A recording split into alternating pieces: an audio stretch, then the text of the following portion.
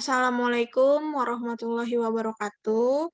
Di video kali ini, kami akan mempresentasikan analisis laporan keuangan PT Gajah Tunggal Tbk. Kelompok 1 terdiri dari Anissa Fitriana, Rafiska Putri, Salsabila Nur Aini, dan Nilam Cahyaningsih, sama Sayutri Mari Desta.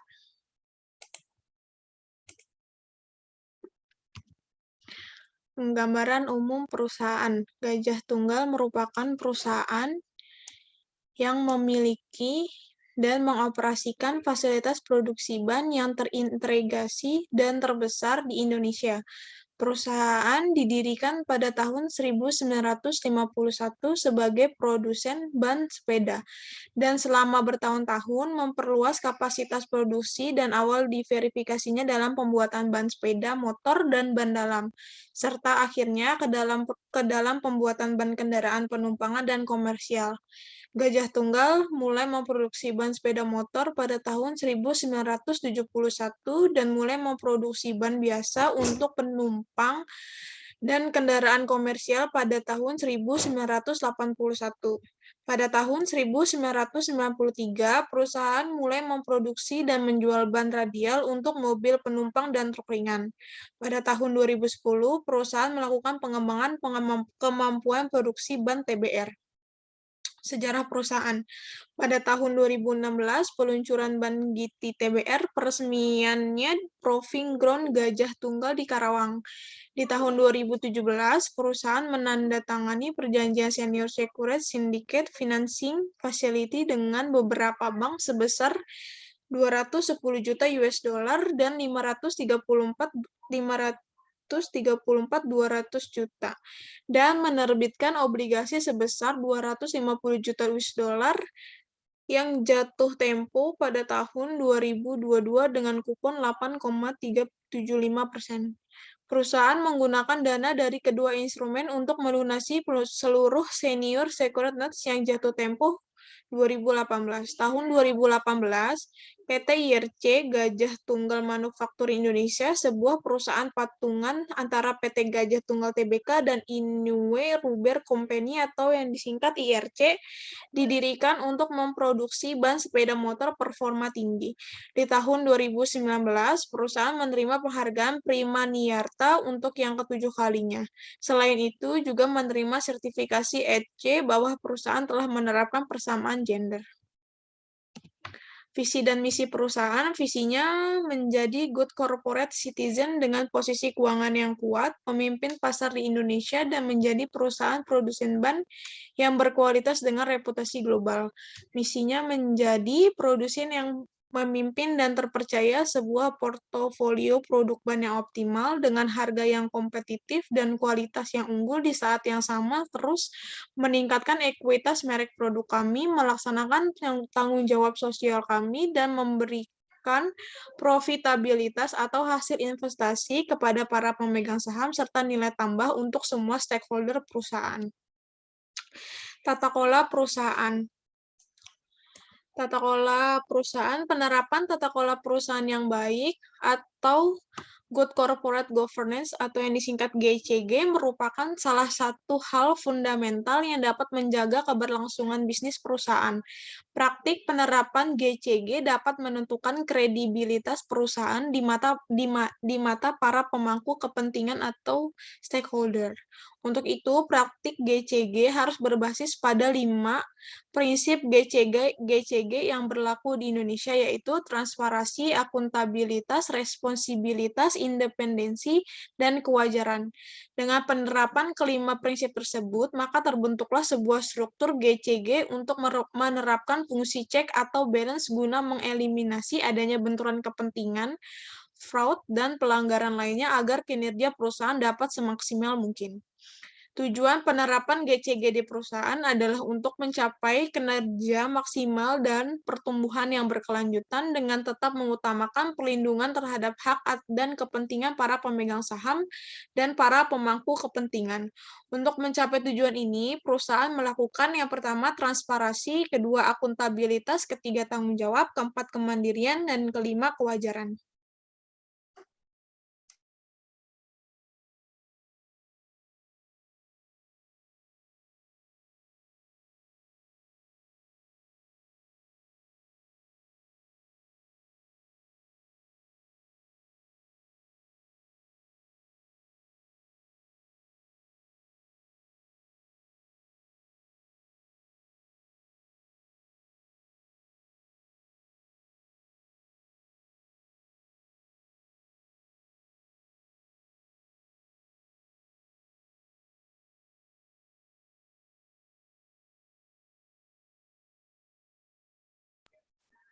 Market capitalization.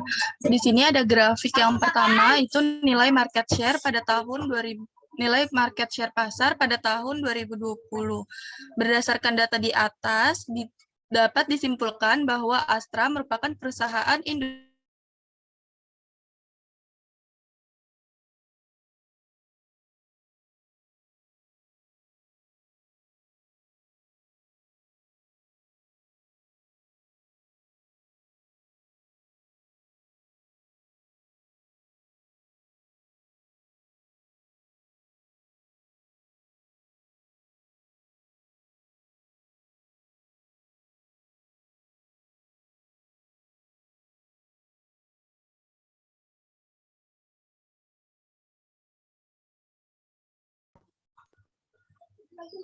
Di sini ada market capitalization. Di sini ada grafik pertama yaitu nilai market share pasar tahun 2020. Berdasarkan data di atas, dapat disimpulkan bahwa Astra merupakan perusahaan industri otomotif dan komponen dengan market capitalization tertinggi di antara pengembangan yang lain. Hal tersebut menempatkan Astra sebagai market leader perusahaan industri otomotif dan komponen dengan nilai kapitalisasi pasar sebesar 35,47% di seluruh Indonesia. GJTL sendiri menempatkan namanya di urutan ke-7 dengan nilai kapitalisasi pasar sebesar 2,7,2%. Di sini analisis laporan keuangan yang A itu analisis laporan keuangan komparatif. Dari pos-pos di atas, hal yang perlu disorot lebih dalam adalah pos beban pokok penjualan yang mengalami kenaikan dan penurunan selama 5 tahun. Pos beban bunga dan keuangan yang terus merangkak naik dari tahun ke tahun dan mengalami penurunan di tahun 2019 dan 2020.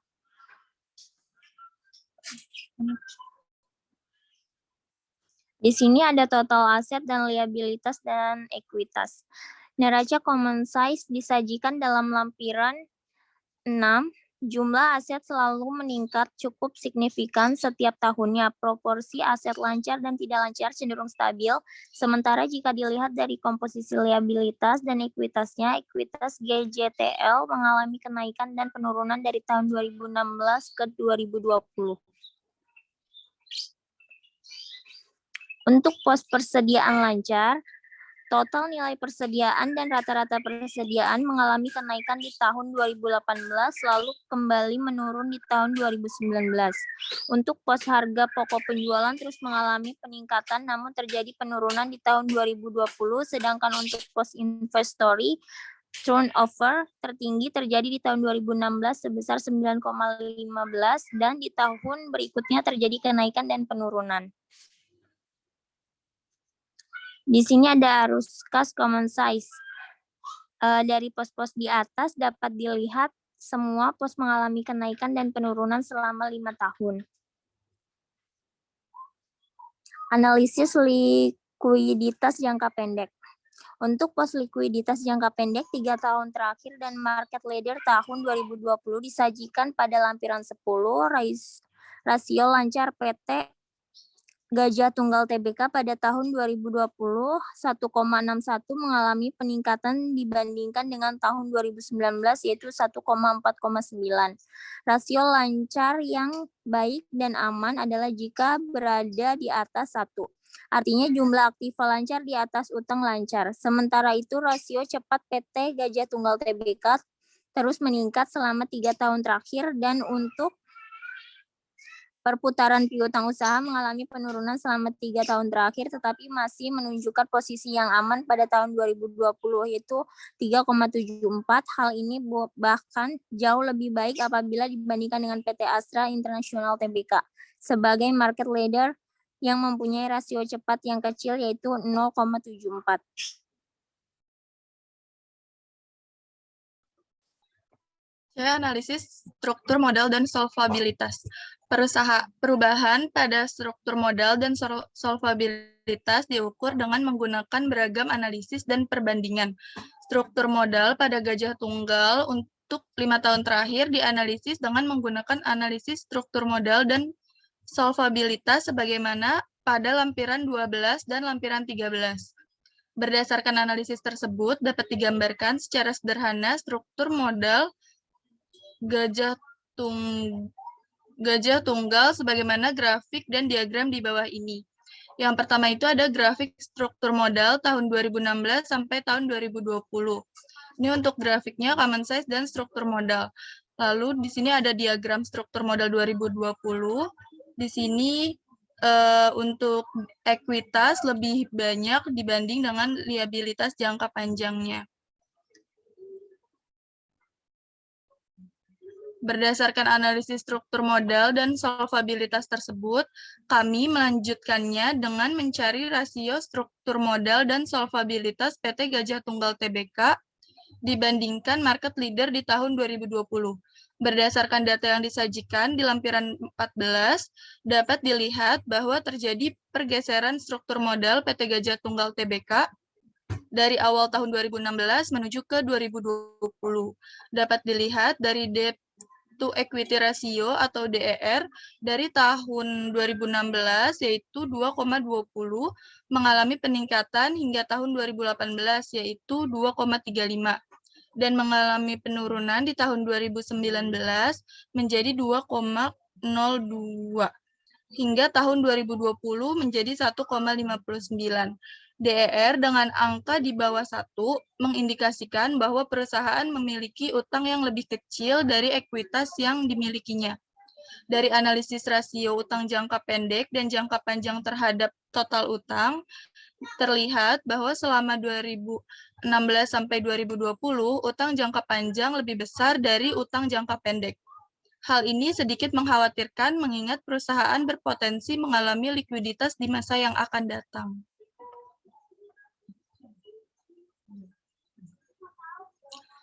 D. Ada rasio pemanfaatan aset. Di sini ada grafik rasio pemanfaatan aset dari 2016 sampai 2020. Rasio penggunaan aset ini dihitung berdasarkan nilai pada akhir tahun, ada di lampiran 17. Rasio penggunaan aset Gajah Tunggal tidak begitu mengalami fluktuasi. Perputaran kas dan setara kas mengalami kenaikan dari tahun 2016 hingga tahun 2019, dan rasionya turun pada tahun 2020. Hal tersebut juga dialami oleh aset-aset lainnya. Hal tersebut dapat dilihat dalam grafik 8, yaitu grafik rasio pemanfaatan aset.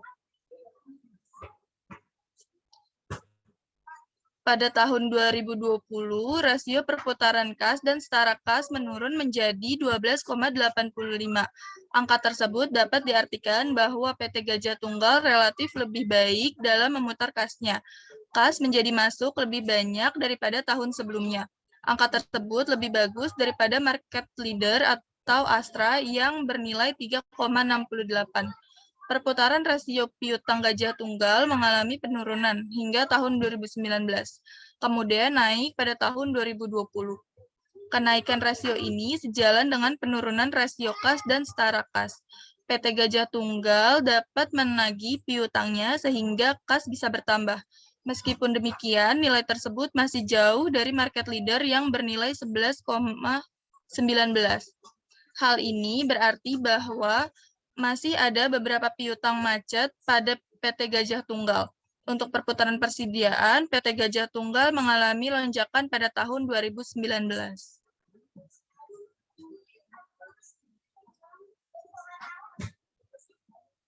Next, please. Angka ini berarti bahwa PT Gajah Tunggal dapat memanfaatkan persediaannya secara efisien, karena banyak persediaan diubah menjadi kas. Meskipun demikian, angka tersebut masih kurang daripada Astra yang bernilai 10,98. Rasio perputaran working capital yang bernilai 4,67 pada PT Gajah Tunggal lebih tinggi daripada Astra Internasional yang hanya bernilai 3,76. Rasio yang cukup tinggi ini bisa diartikan bahwa PT Gajah Tunggal tidak memiliki modal yang cukup untuk mengimbangi pertumbuhan penjualannya. Untuk rasio perputaran aset tetap, PT Gajah Tunggal bernilai 1,53. Rasio tersebut lebih rendah daripada Astra Internasional yang bernilai 2,96. Nilai ini berarti bahwa gajah tunggal membutuhkan lebih banyak aset tetap untuk menghasilkan pendapatannya dibandingkan LPKR. Dari rasio tersebut juga dapat dilihat bahwa PT Gajah Tunggal lebih banyak menghabiskan kasnya untuk memperoleh aset tetap.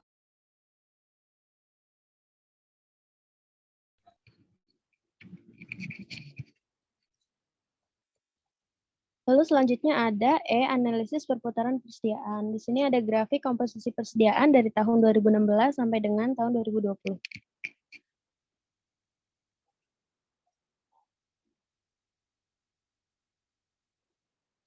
Lalu F, analisis kinerja dan profitabilitas operasi. Di sini ada grafik 11, yaitu rasio profit margin 2016 sampai 2020. Lalu di sampingnya juga ada grafik profit margin, tapi perbandingan antara Gajah Tunggal dengan Astra. Rasio profit margin dihitung berdasarkan persentase gross profit atau EBIT dan net income terhadap penjualan terdapat dalam tahun 2018. GJTL mengalami kenaikan profit yang cukup stabil dari tahun 2016 hingga tahun 2020. Jika dilihat dari gross profit margin, GJTL dari tahun ke tahun lebih efisien dalam memanfaatkan faktor-faktor produksinya, baik dari material maupun tenaga kerja. GPM GJTL bernilai 19,90%, namun tidak lebih baik daripada GPM Astra yang bernilai 22,03%. Selanjutnya, operating profit margin GJTL berjumlah 9,95%. Nilai ini lebih tinggi daripada OPM Astra yang bernilai 7,35%. Angka tersebut dapat diartikan bahwa GJTL lebih efisien daripada dalam mengelola beban operasinya untuk memperoleh pendapatan. Net profit margin GJTL pun mengalami kenaikan dari tahun ke tahun, meskipun demikian dengan tingkat pajak yang stabil. Gajah Tunggal membayar beban bunga yang lebih banyak tiap tahunnya. Selain itu, jika dibandingkan dengan Astra, NPM dari Gajah Tunggal lebih kecil. Nilai NPM yang cukup kecil ini bisa mengganggu reinvestasi modal dari Gajah Tunggal dan pembagian dividen. Lalu ada analisis pergerakan harga saham. Lalu ada grafik pergerakan saham dari 2016 sampai 2020. Berdasarkan grafik di atas dapat dilihat bahwa perkembangan harga saham Gajah Tunggal selama 5 tahun terakhir cenderung stabil walaupun berada pada kisaran yang rendah. Lalu ada analisis DuPont. Analisis DuPont merupakan persamaan keuangan multilangkah yang memberikan wawasan tentang kinerja fundamental bisnis. Rumus analisis DuPont adalah perluasan dari rumus ROE sederhana. Persamaan analisis DuPont adalah analisis DuPont sama dengan margin laba bersih dikali perputaran aset dikali pengadaan ekuitas. Margin keuntungan bersih adalah resiko yang mewakili persentase keuntungan yang tersisa dari bisnis untuk setiap dolar pendapatan setelah dikurangi pengeluarannya.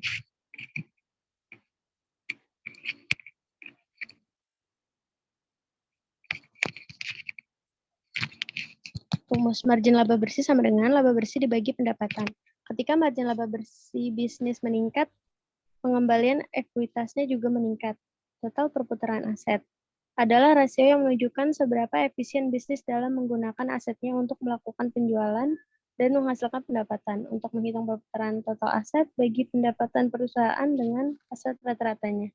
Rumusnya total perputaran aset sama dengan pendapatan dibagi rata-rata aset. Lalu ada pengganda ekuitas. Pengganda ekuitas mengukur leverage keuangan perusahaan dan mewakili bagian dari rasio pengembalian atas ekuitas perusahaan yang dihasilkan dari uang. Rumusnya pengganda ekuitas sama dengan aset rata-rata dibagi ekuitas rata-rata. Perbedaan rumus analisis DuPont dan rumus ROE. Rumus analisis DuPont lebih komprehensif daripada pengembalian sederhana pada formula ekuitas karena memberikan wawasan tentang penanda kinerja individu yang mendorong ROE perusahaan.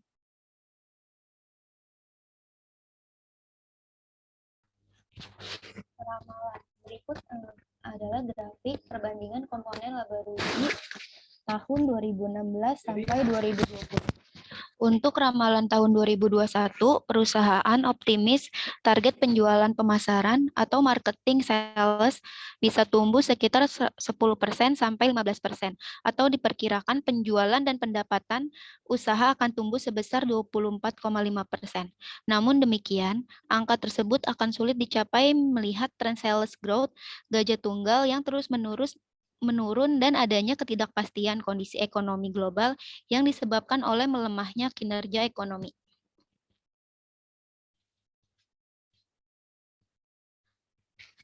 Berikut lampiran 22 menyajikan neraca historis gajah tunggal tahun 2016 sampai 2020 serta ramalan untuk tahun 2021.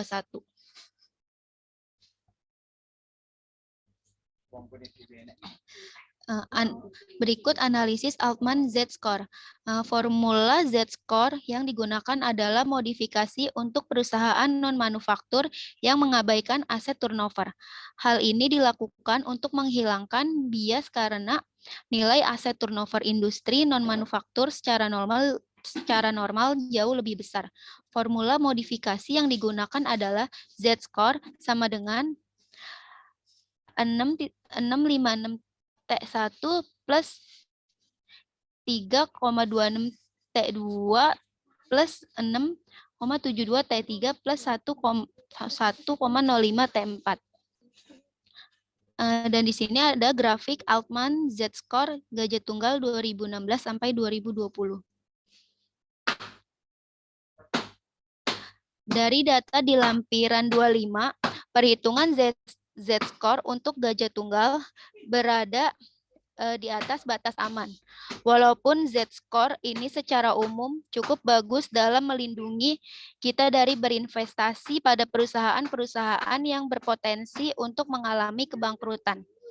Kita harus pandai-pandai menafsirkan nilainya apakah relevan dengan natur dengan kondisi industri di mana perusahaan berada.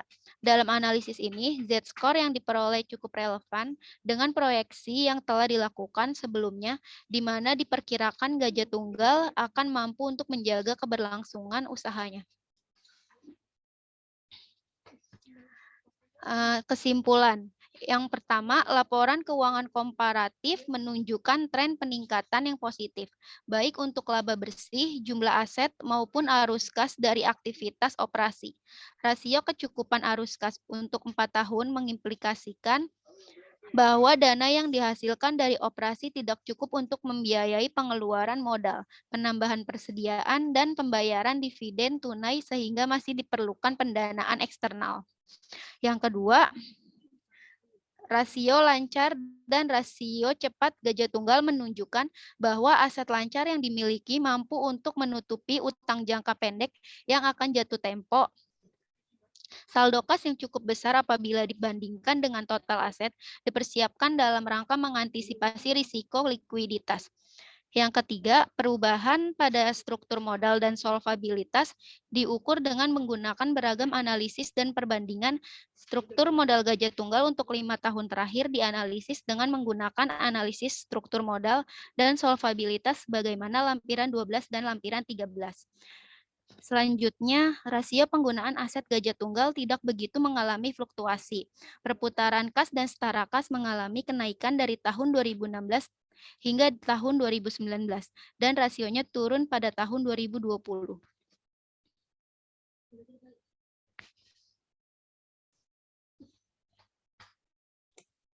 Sekian presentasi dari kelompok 1, kurang lebihnya mohon maaf. Wassalamualaikum warahmatullahi wabarakatuh.